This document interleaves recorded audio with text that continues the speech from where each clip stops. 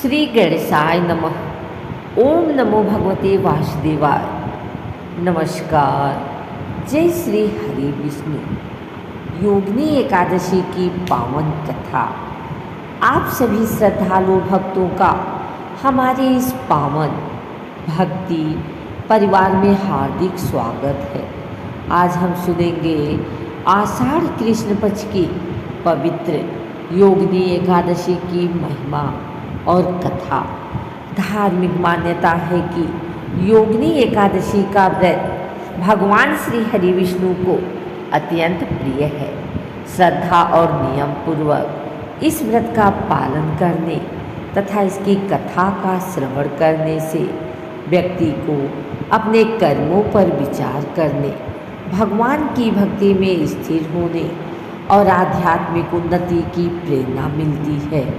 इस दिन भगवान विष्णु की पूजा, व्रत, जप और दान का विशेष महत्व बताया गया है। आइए सबसे पहले विघ्नहर्ता श्री गणेश जी, माता लक्ष्मी और भगवान श्री हरि विष्णु का स्मरण करें। ओम नमो भगवते वासुदेवाय। ओम विष्णुवे नमः। अब पूर्ण श्रद्धा और भक्ति के साथ आरंभ करते हैं योगिनी एकादशी की पावन कथा। आइए सुनते हैं। अर्जुन ने कहा, हे त्रिलोकीनाथ, मैंने ज्येष्ठ माह के शुक्ल पक्ष की निर्जला एकादशी की कथा सुनी।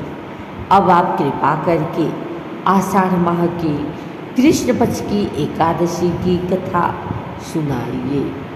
इस एकादशी का नाम तथा महात्म्य क्या है, सो अब मुझे विस्तार पूर्वक बताएं। श्री कृष्ण ने कहा, हे पांडुपुत्र, आषाढ़ माह की कृष्ण पक्ष की एकादशी का नाम योगिनी एकादशी है। इसके व्रत से सभी पाप नष्ट हो जाते हैं। यह व्रत इस लोक में भोग तथा परलोक में मुक्ति देने वाला है। हे अर्जुन, यह एकादशी तीनों लोकों में प्रसिद्ध है। इसके व्रत से सभी पाप नष्ट हो जाते हैं। तुम्हें मैं पुराण में कही हुई कथा सुनाता हूँ, ध्यान पूर्वक श्रवण करो। कुबेर नाम का एक राजा अलकापुरी नाम की नगरी में राज्य करता था। वह शिव भक्त था। उनका हेममाली नाम का एक यक्ष सेवक था जो पूजा के लिए फूल लाया करता था। हेममाली की विशालाक्षी नाम की अति सुंदर स्त्री थी। एक दिन वह मानसरोवर से पुष्प लेकर आया, किंतु कामासक्त होने के कारण पुष्पों को रखकर अपनी स्त्री के साथ रमण करने लगा। इस भोग विलास में दोपहर हो गई। हेममाली की राह देखते देखते जब राजा कुबेर को दोपहर हो गई तो उसने क्रोधपूर्वक अपने सेवकों को आज्ञा दी कि तुम लोग जाकर पता लगाओ कि हेममाली अभी तक पुष्प लेकर क्यों नहीं आया। जब सेवकों ने उसका पता लगा लिया तो राजा के पास जाकर बताया, हे राजन, वह हेममाली अपनी स्त्री के साथ रमण कर रहा है। इस बात को सुनकर राजा कुबेर ने हेममाली को बुलाने की आज्ञा दी। डर से कांपता हुआ हेममाली राजा के सामने उपस्थित हुआ। उसे देखकर कुबेर को अत्यंत क्रोध आया और उसके होठ फड़फड़ाने लगे। राजा ने कहा, अरे अधम, तूने मेरे परम पूज्यनीय देवों के भी देव महादेव का अपमान किया है। मैं तुझे श्राप देता हूँ कि तू स्त्री के वियोग में तड़पे और मृत्यु लोक में जाकर कोढ़ी का जीवन व्यतीत करे। कुबेर के श्राप से वह तत्क्षण स्वर्ग से पृथ्वी पर आ गिरा और कोढ़ी हो गया। उसकी स्त्री भी उससे बिछड़ गई।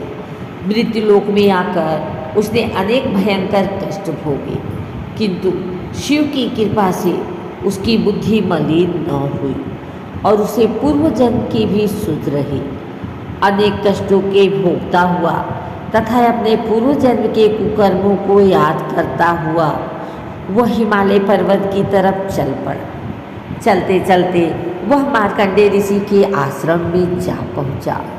वह ऋषि अत्यंत वृद्ध तपस्वी थे। वह दूसरे ब्रह्मा के समान प्रतीत हो रहे थे और उनका वह आश्रम ब्रह्मा की सभा के समान शोभा दे रहा था। ऋषि को देखकर हेममाली वहाँ गया और उन्हें प्रणाम करके उनके चरणों में गिर पड़ा।